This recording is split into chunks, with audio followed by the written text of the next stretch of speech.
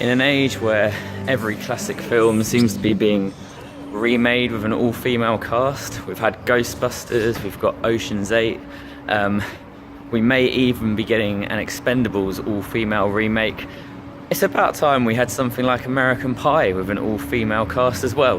Now, don't get me wrong, this is not a remake of American Pie, the film being Blockers, but it may as well be in a lot of ways. Like, it's still a film about a group of teenagers who on prom night decide that they want to all lose their virginity.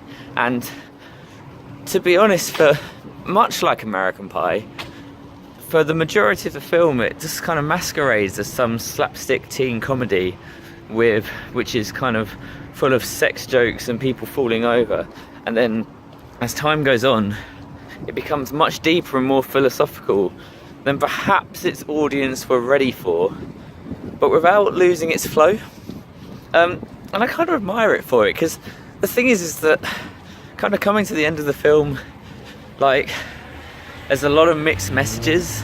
Like, in some ways the film's kind of saying anything goes, everything's okay, lighten up peeps, and in some ways it's like standards are important. It kind of, like, to be honest, much like most millennial teens, I'm not sure it totally knows what it wants to be or what it stands for.